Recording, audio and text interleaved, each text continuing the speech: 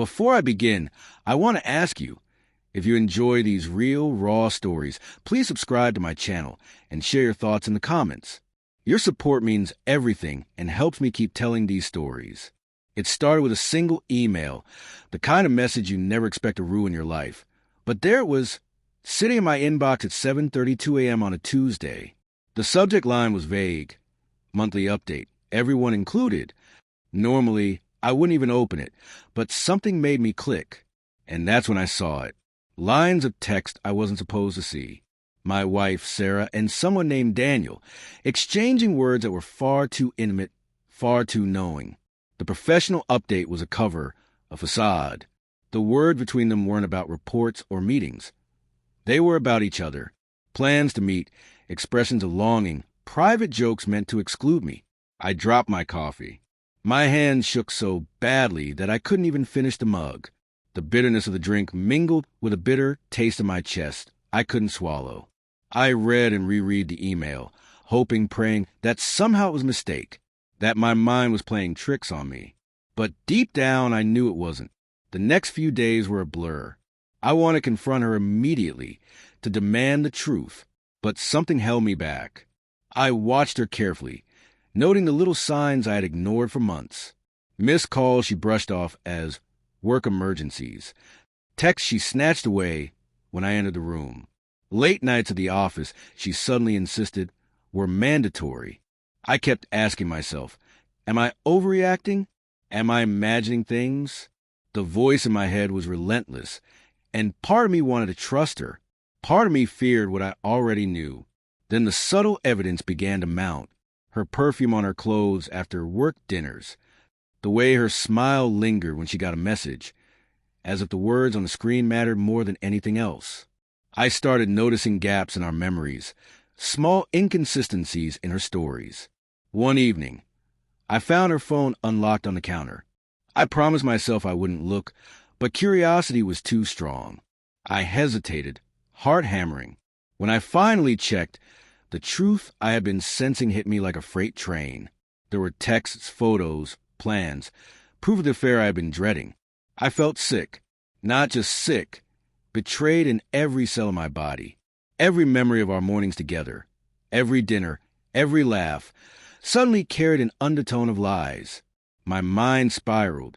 How long had this been going on? Who had she been whispering to in the night when she claimed to be catching up on work emails? When I confronted her that night, the apartment felt smaller, tighter, suffocating. Sarah, who is Daniel? My voice was quieter than I expected, but the edges of it were sharp. Her eyes widened, and I saw the flicker of panic that I had only glimpsed in nightmares. It's not what it looks like, she stammered, reaching for my hand. I pulled away, then explained this. I said, holding up the phone like a weapon. She swallowed hard, her face pale. And then she did something I will never forget. She told the truth, slowly, reluctantly. She confessed everything. Months of meeting for work, late nights, secret messages, hidden calls. She admitted the affair with a mixture of guilt and resignation. I wanted to scream. I wanted to crumble. Instead, I sat in silence, letting the words sink in, letting the betrayal settle into my bones. I realized then that love alone couldn't repair this. Trust, once broken so completely, couldn't be fixed with apologies. We spent hours talking that night, unpacking everything, trying to make sense of chaos. I listened to her justification, her guilt, her attempts to explain herself without excusing her actions. And in her words, I saw a mix of remorse and longing, a human side to someone who had hurt me in the most intimate way possible. In the days that followed, I found myself reflecting on our life together. Memories that had once felt warm and secure now carried a sting. The little things that comforted me now felt like lies. The way she kissed me on my birthday, the way she held my hand in public, the quiet mornings where I thought we were alone in the world. And yet, amidst the heartbreak, I found a spark of clarity. I realized that my worth didn't depend on her fidelity. My life didn't have to end because of her choices. I could grieve, feel every ounce of betrayal, but I could also reclaim myself. The turning point came one rainy afternoon. Sarah asked if we could try to fix things, to rebuild our marriage. I looked at her, really looked at her, and I knew what I had to do. I loved her once, but I could not live in the shadow of lies. I chose myself. I chose honesty, integrity, and my own healing. I can't do this anymore, Sarah, I said softly, but with a firmness that surprised even me. I hope you find what you're looking for, but I need to find myself. She cried. I held back tears of my own, letting the storm inside me settle into something quieter, something stronger. I packed my things over the next few days, leaving behind a life that no longer reflected who I was or what I deserved. Walking out the door for the last time, I didn't feel victorious. I didn't feel relieved. I felt human, broken, yes, but also alive. And for the first time in months, I allowed myself to breathe without the weight of lies pressing down on me.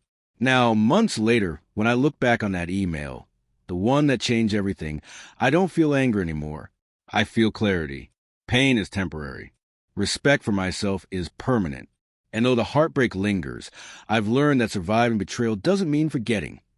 It means growing stronger, wiser, and more in tune with your own worth. If this story moved you, please subscribe to my channel and share your thoughts in the comments. I want to hear how you would handle a situation like this. And together, we can explore the raw, real complexities of love, trust, and betrayal.